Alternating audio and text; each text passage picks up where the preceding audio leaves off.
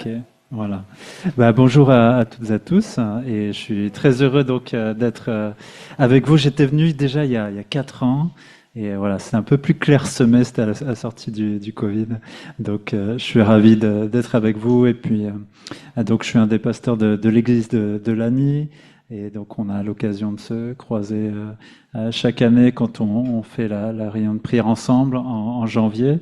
Voilà, et ça fait des années donc que Simon présente votre église et le sujet de prière c'était toujours on n'a pas de pasteur et donc on a prié pour ça et voilà le Seigneur a répondu. Gloire à Dieu. Donc je suis venu donc avec ma famille, je suis marié à Mino, on a 4 enfants, 3 garçons et une petite fille qui est là.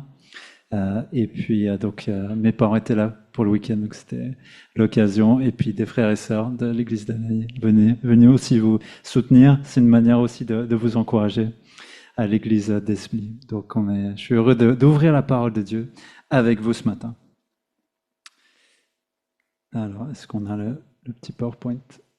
Ça arrive, super. Alors, à l'église de Lagny, on a un frère qui s'appelle Yves. Et il est médecin et il y a 15 ans, on lui a diagnostiqué une tumeur et on lui a dit Monsieur, vous avez 6 mois à vivre. Et au bout de quelques mois, il a refait un scanner, un examen, je ne sais pas exactement lequel, et en fait, il n'avait plus rien. Il n'avait plus rien. Et donc, voilà, ça fait 15 ans plus tard, il est encore avec nous. Et voilà, il témoigne souvent de ce que Dieu a fait dans sa vie. Et comme il est médecin, ouais, forcément, il avait beaucoup de collègues médecins. Et ses collègues avaient vraiment du mal à admettre que c'était vraiment un miracle. Donc, ils lui disaient non, mais voilà, il y a peut-être telle explication, c'était une erreur de diagnostic. Voilà, il y avait tout ça. C'était compliqué pour ses collègues d'admettre qu'il y avait ce miracle.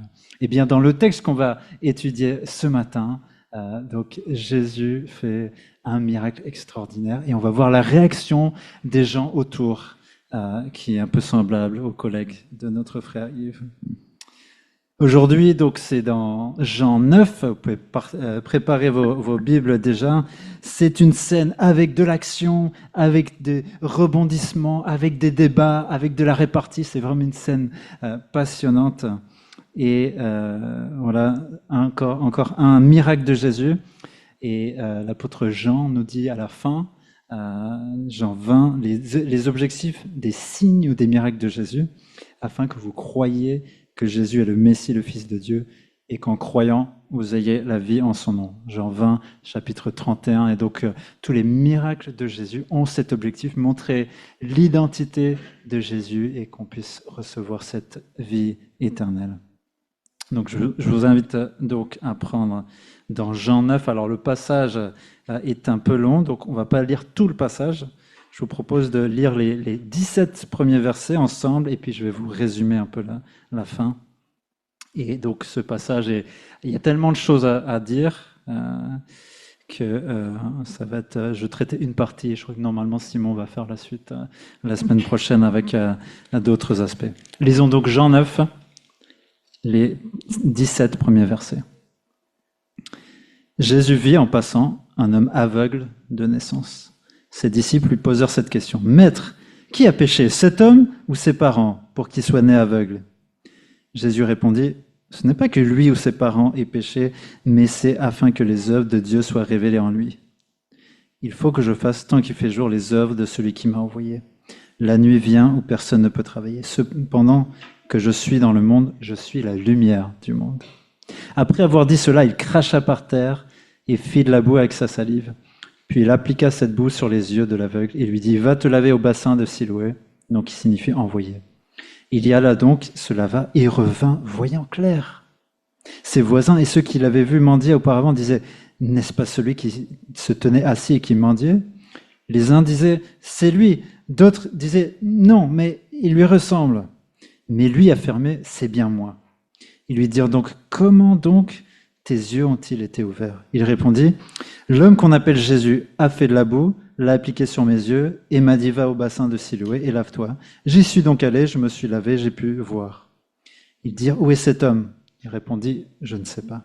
Ils menèrent vers les pharisiens l'homme qui avait été aveugle. Or, c'était un jour de sabbat que Jésus avait fait de la boue et lui avait ouvert les yeux. À leur tour, les pharisiens lui demandèrent comment il avait pu voir. Il leur dit, il a appliqué de la boue sur mes yeux, je me suis lavé et je vois. Là-dessus, quelques-uns des pharisiens disaient, ah, cet homme ne vient pas de Dieu car il ne respecte pas le sabbat. Mais d'autres disaient, mais comment un homme pécheur peut-il faire de tels signes miraculeux? Et il y eut division parmi eux. Il dit encore à l'aveugle, toi, que dis-tu de lui, puisqu'il t'a ouvert les yeux? Il répondit, c'est un prophète. Donc jusqu'au verset 17. Dans la suite, ils font venir ses parents, ils interrogent les parents de l'aveugle et ils confirment bien que c'est son fils, qu'il était né aveugle. Après, ils veulent pas se mouiller sur qui est Jésus. Ils disent, voilà, ils ont un peu peur des pharisiens. Ensuite, ils refont venir l'aveugle, ils le réinterrogent à nouveau et ils lui demandent, à ton avis, c'est qui Jésus? Et lui répond au verset 25, si les pécheurs, je ne sais rien, je sais une chose, c'est que j'étais aveugle et maintenant je vois. Alors, s'ensuit des débats avec les pharisiens et à la fin, je lis les versets 35 et 36 jusqu'à 38. Jésus vient le trouver. Jésus apprit qu'il l'avait chassé. L'ayant rencontré, il lui dit, crois-tu au Fils de Dieu? Il répondit, et qui est-il, Seigneur, afin que je croie en lui? Tu l'as vu, lui dit Jésus. Celui qui te parle, c'est lui. Alors il dit, je crois, Seigneur. Et il se prosterna devant lui. Et à la toute fin, il va avoir un petit dialogue avec les pharisiens sur l'aspect plus spirituel de son message. Donc voilà pour le récit, on s'arrête là pour la lecture. Et donc vous qui êtes dans Jean, vous voyez l'opposition qui grandit petit à petit par rapport à Jésus. Et ici, c'est certainement le cas. Et comme toujours, ce miracle nous pointe vers qui est Jésus et donne l'opportunité d'enseigner à chaque fois. Dans Jean, Jésus enseigne sur une vérité spirituelle.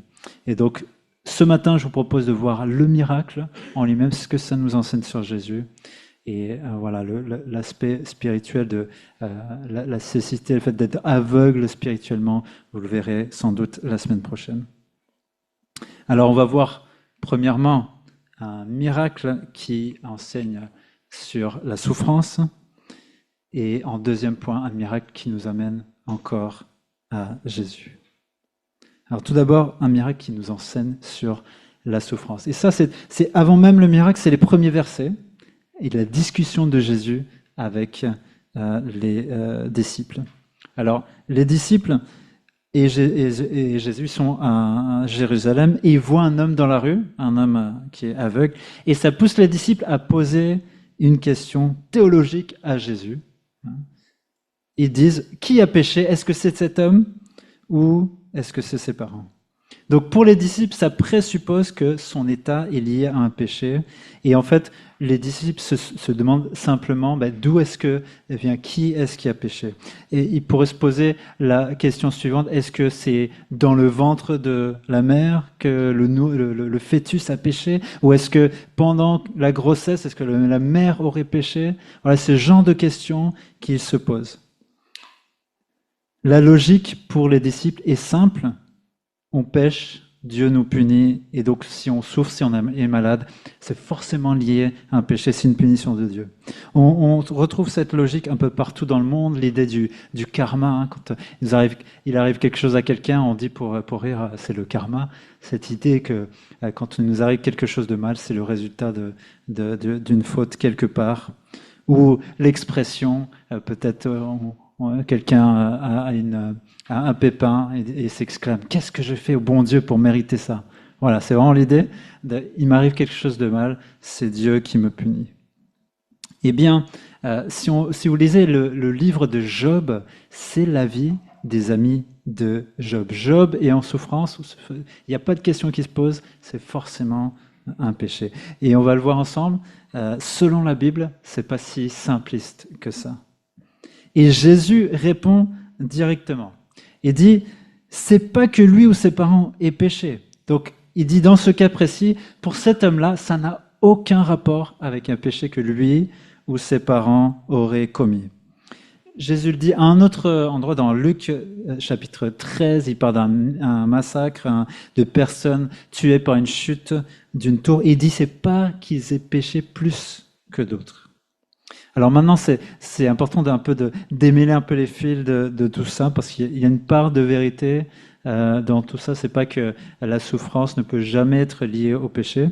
Donc, dans un sens très général, le mal et la souffrance sont des résultats de la chute, de l'entrée du péché dans le monde. À cause de la désobéissance d'Adam et Ève, le péché est entré dans le monde et affecte toute la création, le cœur humain, les maladies, les handicaps sont le résultat de ce péché et de l'entrée du mal dans le monde. Donc, dans un sens général, c'est vrai, mais c'est quand on passe de la généralité au cas individuel d'un individu où ça ne s'applique pas comme cela. Alors, c'est vrai qu'une souffrance peut être la conséquence de notre péché assez directement. Par exemple, quelqu'un qui va boire de l'alcool pendant des années ça peut affecter son foie. Donc cette maladie, cette souffrance est la conséquence directe de son péché. Ou quelqu'un qui roule trop vite ou qui a un accident, par exemple.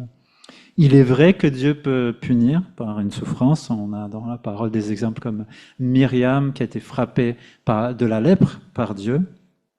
Et la Bible parle de la discipline de Dieu qui peut passer aussi par une maladie ou une souffrance. Donc à ce stade, on peut dire oui, c'est possible, c'est pas exclu, mais il ne faut pas aller trop loin et de dire s'il y a souffrance, c'est qu'il y a forcément un péché. Très souvent, au contraire, il n'y a pas de lien du tout. C'est possible, mais pas toujours. Et tout le livre de Job est là pour dire on ne doit pas avoir une réponse simpliste à la souffrance. Job ne souffrait pas à cause d'un péché. Il y a d'autres explications que nous donne la Bible. Et la Bible est assez unique dans la manière dont la Bible traite de la souffrance. Dans toutes les autres religions, c'est un peu simple ici.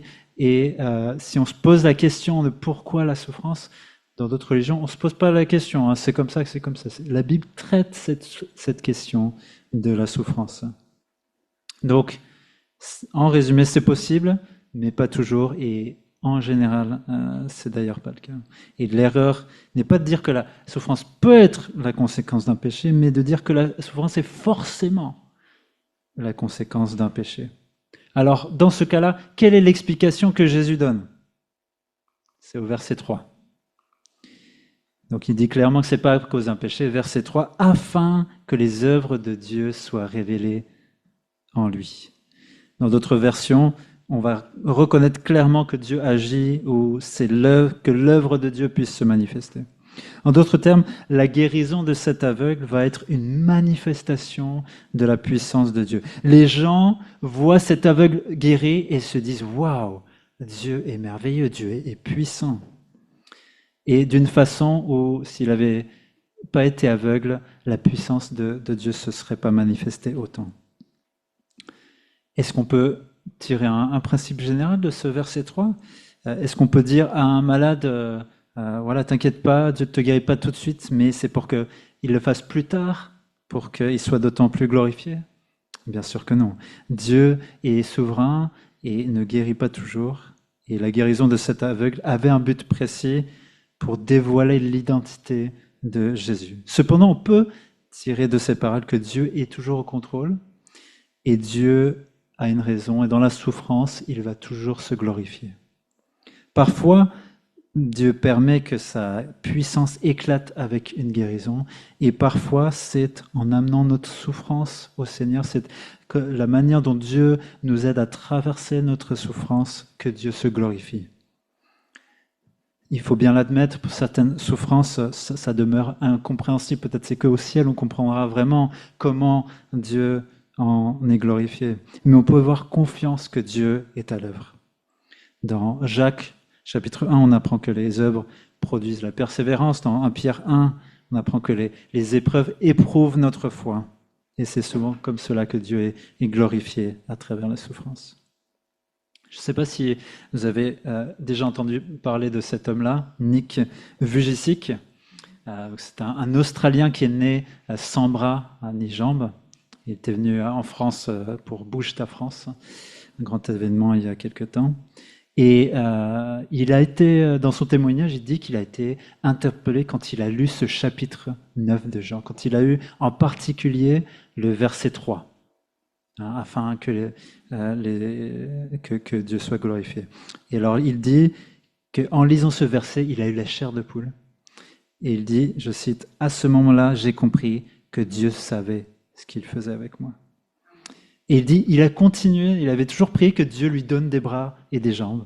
Et il dit, après ça, il a continué de prier pour ça, en disant, si tu ne le fais pas, je te fais confiance. Et il dit, et si Dieu dit non à quelque chose que tu demandes, est-ce qu'il permet cette souffrance pour rien? Non. Et il dit, Dieu ne permet pas, la souffrance, c'est pas vain, c'est pas pour rien. Et il cite Romains 8, 28, hein, toutes choses concourent au bien de ceux qui aiment Dieu. Il ne faut pas oublier le verset 29, le bien c'est afin de devenir conforme au Fils de Dieu. Le bien suprême que Dieu nous veut, c'est qu'on ressemble à Jésus. Et toutes choses concourent à ce bien-là. Donc Dieu sait ce qu'il fait dans les épreuves, dans la souffrance. Il va toujours se glorifier. Jésus donc enseigne à ses disciples, il ne faut pas être simpliste par rapport à la souffrance, il nous enseigne que Dieu est à l'œuvre et se glorifier. Alors très concrètement, eh bien, pour ceux qui souffrent de maladie ou alors de handicap, que ce texte et les paroles de Jésus donnent confiance que Dieu sait ce qu'il fait, qu'il sera glorifié par cela, que ce soit par une guérison ou par la manière dont il va vous porter par cette maladie, ou ce qu'il va vous apprendre à travers cela. Et pour ceux qui accompagnent, qui veulent soutenir des frères et sœurs qui sont dans la souffrance, dans la maladie, il faut vraiment faire très attention à ne pas dire sans nuance ou sans discernement qu'il s'agit à cause d'un péché. Et ça arrive vraiment trop souvent, je l'ai entendu trop souvent, des personnes qui vont dire, voilà, t'es malade, tu as un péché, il faut que tu le confesses. Et voilà, ne faites pas ça sans discernement. Si vous entendez quelqu'un dire ça, reprenez-le avec douceur, peut-être en montrant ce texte. Ça peut être vraiment dévastateur pour la personne qui le reçoit. Alors oui, se demander, est-ce qu'il se peut qu'il y ait un péché que la personne doit confesser, hein, c'est possible. Mais affirmer catégoriquement, tu es malade à cause d'un péché, non, c'est vraiment pas biblique et ça fait beaucoup de dégâts. Donc c'est très important. Jésus reprend ses disciples quand ils ont ce constat simpliste. Voilà. Ça prend beaucoup de discernement et de douceur pour pouvoir soutenir et accompagner nos frères et sœurs. Alors un miracle qui nous enseigne sur la souffrance et un miracle qui nous amène encore à Jésus. Donc après cette discussion théologique, hein, Jésus prend vraiment le temps d'enseigner ses disciples, Jésus va passer à l'action et il dit d'abord verset 4, le temps est venu où il doit agir pour sa mission. Il fait de la boue avec sa salive. Alors, faut se l'avouer, c'est un peu bizarre. Hein. Faire de la boue, il prend de la poussière, il prend sa salive, il mélange, il met sur les yeux. Qu'est-ce qu'on en fait de ça? Alors on ne peut pas vraiment savoir. Les pères de l'Église pensaient que ça avait un rapport avec la poussière de la Genèse. Vous savez, hein, Dieu fait les hommes avec de la poussière. Il y a d'autres hypothèses, on ne peut pas vraiment savoir. Ensuite, il implique l'aveugle dans son miracle, il l'envoie se laver. Est-ce que vous avez remarqué que Jésus a plein de façons différentes de faire des miracles? Parfois, il implique le malade, parfois pas. Parfois, c'est juste par une parole. Parfois, c'est à distance même. Parfois, il y a un geste. Ici, parfois, vraiment, il sollicite la foi du malade. Parfois, pas tellement, comme ici, même s'il y avait cette démarche de foi d'aller se laver. Donc, voilà, Jésus a plein de manières différentes de guérir. En tout cas, pas d'ambiguïté sur un côté magique de la salive de Jésus ou les eaux de Siloé, c'est très clair, c'est Jésus qui guérit, c'est juste sa manière vraiment de mettre en valeur. Et essayez d'imaginer un peu ce que pouvait ressentir l'aveugle. Imaginez, depuis qu'il est né, il est aveugle, il n'a jamais rien vu, Je ne sais pas si vous avez vu, c'est une vidéo qui a tourné une fois avec une petite fille qui était née sourde et on lui met des appareils et elle entend pour la première fois. Et c'est assez magique. Elle sait pas ce qui se passe et puis elle commence à pleurer parce qu'elle entend pour la première fois. C'est très émouvant. Imaginez pour la vue cet homme qui voit des textures, des couleurs pour la première fois. Ça a dû être incroyable. Et en fait, le miracle est vraiment incroyable. Et il le souligne, verset 32. Jamais encore on a entendu dire que quelqu'un ait ouvert les yeux d'un aveugle-né. Et dans l'Ancien Testament, la guérison d'aveugles est extrêmement rare, mais d'un aveugle-né, ça n'existe pas dans l'Ancien Testament. Et alors moi, quand j'ai étudié ce texte, je me suis dit, bon, aujourd'hui, avec toutes nos avancées dans la médecine et tout ça, je pense que c'est possible. Et en fait, non. C'est toujours pas possible. J'ai même discuté avec des médecins et ils m'ont dit autant quelqu'un qui perd la vue, on peut opérer, on peut même mettre un œil bionique apparemment maintenant pour redonner la vue, mais un bébé qui n'est pas né avec les bonnes connexions, on peut pas lui donner la vue. Donc même aujourd'hui, ça ferait la une des journaux. C'est vraiment impossible. Donc ce miracle est vraiment incroyable. Et si notre Dieu peut redonner la vue à un aveugle né, il peut certainement guérir encore aujourd'hui. Amen. Hein. Alors on l'a vu, hein, Dieu est souverain, il ne le fait pas toujours, il est au contrôle, hein, c'est Dieu, il fait ce qu'il veut, mais nous pouvons prier avec foi, sachant que si c'est sa volonté, il est capable de le faire. Et ce texte m'a vraiment encouragé de prier avec davantage de foi pour les malades. J'ai plusieurs personnes dans mon entourage qui se sont fait opérer, et ce texte m'a poussé à prier. Seigneur, si tu veux guérir, qu'il n'y ait pas besoin d'opération, bah, tu peux le faire, et je te le demande. Rien n'est impossible à Dieu, comme le témoignage du frère Yves dont j'ai parlé au début. C'est pas juste dans la parole. Dieu fait encore des miracles aujourd'hui. Et donc la guérison de cet aveugle, c'est tellement fou que les voisins qui devaient voir tous les jours, ils se demandent même est-ce que c'est vraiment lui. On découvre tellement c'est fou. Et il faut que l'homme dise oui, c'est bien moi, pour qu'ils en soient assurés. C'est tellement extraordinaire. Donc les gens ils savent pas quoi en penser. Ils amènent donc aux autorités religieuses pour identifier et expliquer le miracle. Et ensuite s'en suit un long interrogatoire avec plein de gens qui sont convoqués.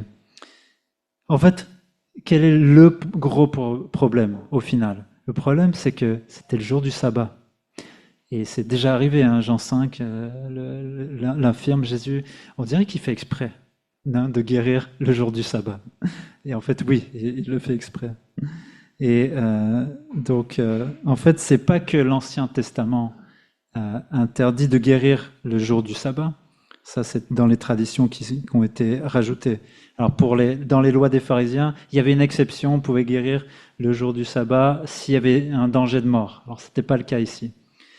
Mais donc, selon leur tradition, Jésus avait enfreint la loi, mais selon la loi et l'Ancien Testament, il n'y avait pas de loi contre ça. Et donc, les pharisiens se divisent dès le départ entre eux. Le camp numéro 1, leur position c'est Jésus transgresse le sabbat, donc il ne peut pas venir de Dieu, et donc doit y avoir une autre explication pour le miracle. C'est pour ça qu'ils essayent vraiment de savoir est-ce que c'est bien lui, et est-ce qu'il était bien aveugle. Ils convoquent même les parents pour dire est-ce qu'il n'y a pas un peu de mensonge là-dedans. Pour le camp numéro 2, et ils sont tellement interpellés par le miracle, ils se disent non, c'est pas possible, ça doit venir de Dieu.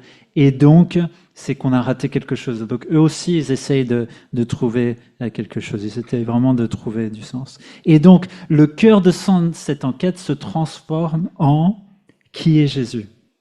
Vous avez vu, ils questionnent même les parents, ils questionnent l'aveugle sur qui est Jésus. Bon, ils ne sont pas satisfaits à chaque fois. Verset 17. Toi, que dis-tu, puisqu'il t'a ouvert les yeux? Qui est Jésus? Et en fait, le premier groupe, le camp numéro 1, ils ont raison sur un point. Si quelqu'un manifestement ne fait pas la volonté de Dieu, s'il fait un miracle, c'est pas une raison de dire catégoriquement qu'il vient de Dieu. On est à l'année dans une série dans Exode, et vous savez, Moïse transforme son bâton en serpent. Les magiciens, ils en font encore, hein. Ils font de même. Donc le diable a un certain pouvoir, il peut imiter des miracles. Voilà, imaginons que quelqu'un vit dans l'adultère et qui fait une guérison, on a en droit de se dire là, il y a un problème.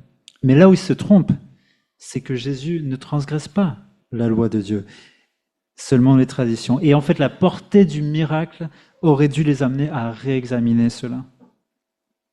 Et pour nous, on peut se poser la question parfois, est-ce que on n'est pas parfois comme les pharisiens, on refuse de voir l'action de Dieu quand ça ne rentre pas dans notre façon habituelle de voir les choses, ou dans nos traditions d'église?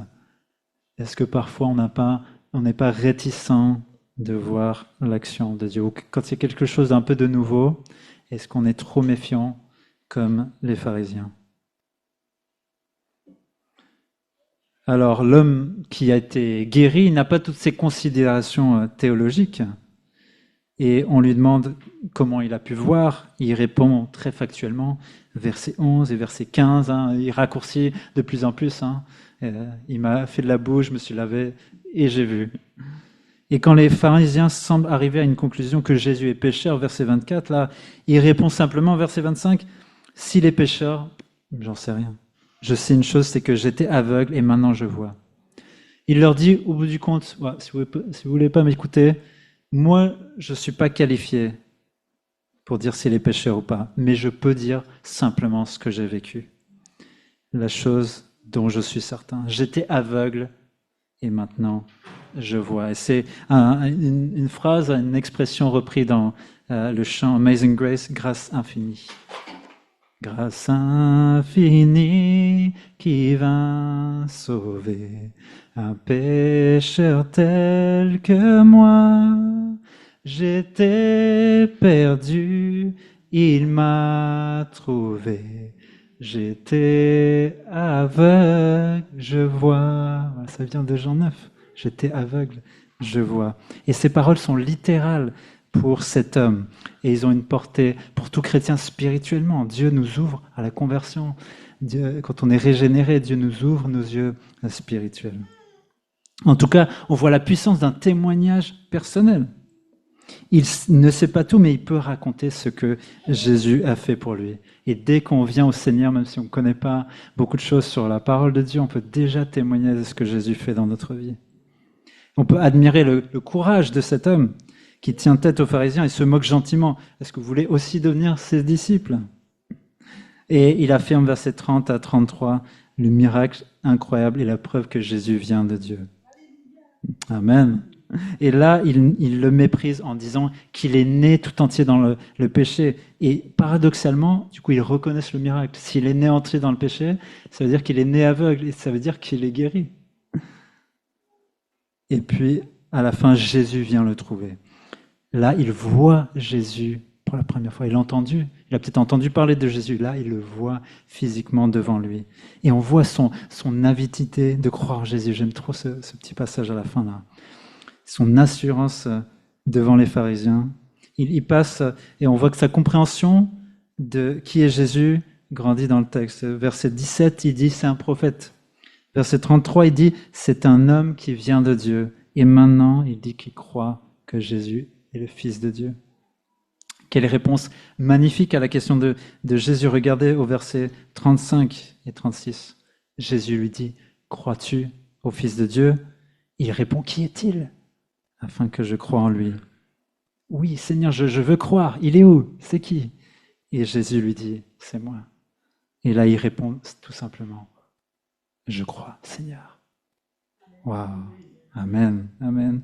Ce miracle, comme tous les signes de Jésus, amène à reconnaître Jésus pour qui il est et à répondre par la foi. Et on va terminer par quelques applications. Ce miracle qu'on a médité ce matin qu'il ne rate pas son but pour nous aussi, nous amener à Jésus, reconnaître encore qu'il est le Fils de Dieu, celui qui opère des guérisons impossibles. Alors ce miracle nous rappelle la toute-puissance de Dieu et qui peut encore guérir aujourd'hui, si c'est la volonté de Dieu, ça nous encourage à prier avec foi, mais c'est bien plus que cela. C'est de venir à Jésus. Pouvons-nous dire, Seigneur, ce matin, tu es incroyable, tu es merveilleux, augmente ma foi. Que je vienne chaque jour à toi avec la foi de cet aveugle. Chaque jour qu'on puisse dire au Seigneur, je crois, Seigneur. Et alors pour terminer, donc deux pistes, qu'est-ce qui peut augmenter notre foi? Premièrement, les récits de transformation radicale, comme celui-ci, augmentent notre foi, et de se rappeler que Dieu fait encore ces transformations aujourd'hui. Je vous en donne un frère qui vient dans notre groupe de maison, s'est éloigné du Seigneur pendant des années, et il a sombré vraiment dans l'alcool, le tabac, etc. Et aujourd'hui, il est revenu au Seigneur et il est délivré de l'alcool, gloire à Dieu. Et il y a quelques semaines, il nous a dit, après le groupe de maison, je fume une cigarette et ce sera la dernière. Et gloire à Dieu, aujourd'hui, il ne fume plus. Il a tellement été touché par l'amour de Dieu à nouveau. Et sa femme n'en revient pas des changements. Je parle souvent avec elle. Et à chaque fois, elle dit, mais il a tellement changé, il s'énerve plus à la maison. C'est lui qui calme les choses, qui apaise les choses. Il se lève très tôt pour lire la Bible. Transformation vraiment radicale, comme cet aveugle. Nous croyons en ce Jésus-là, qui peut encore guérir, restaurer, transformer nos vies. Donc que ces récits encore aujourd'hui, et ceux de la parole, augmentent notre foi dans la personne de Jésus. J'étais aveugle et maintenant je vois. Mais aussi les récits de la fidélité de Dieu dans la durée augmentent notre foi. Ce même frère a partagé cette semaine qu'après quelques mois, il était tout feu, tout flamme pour le Seigneur. Il était à fond, il sent que ça commence à redescendre et ça le perturbe. Alors, on l'a encouragé de voir l'œuvre du Seigneur dans la durée, même si l'intensité est toujours la même. On ne peut pas toujours à 100% avec le Seigneur, on a des hauts et des bas, mais de regarder dans la durée comment Dieu œuvre. Cette semaine, j'ai eu l'occasion d'entendre un prédicateur d'un certain âge qui était venu dans une réunion mercredi soir prêcher, et il disait, je me suis converti à 8 ans, je me suis engagé pour le Seigneur à 15 ans, et ça fait 65 ans que je sers le Seigneur. Alors, waouh, quel encouragement pour moi de voir, après 65 ans de ministère, sa passion et son zèle pour le Seigneur. Je pense jusqu'à récemment, vous avez eu David Dixon avec vous, et je trouve que c'est un peu la même inspiration de dire, waouh, la fidélité de Dieu sur toute une vie. Et donc, ce prédicateur, il disait, il répétait, j'ai pas gâché ma vie. Pas gâcher ma vie, une manière de dire qu'il voit qu'il a fait le meilleur choix possible de suivre le Seigneur, de lui consacrer sa vie. Et je suis sûr que plusieurs d'entre vous ici pourraient témoigner de cette fidélité de Dieu dans la durée, que ça puisse augmenter notre foi aussi. Donc autant les transformations, les changements radicaux que Dieu fait autour de nous, dans la parole de Dieu, mais aussi la fidélité de Dieu dans la durée. Dans la parole, on peut penser à Siméon, par exemple. Il n'a pas eu de miracle extraordinaire, mais sa fidélité dans sa vie. Un miracle donc qui nous enseigne sur la souffrance. Dieu est au contrôle, il va se glorifier, même si on ne comprend pas, afin que les œuvres de Dieu soient révélées. Et attention à ne pas être simpliste sur la souffrance. Et un miracle qui nous amène encore à Jésus.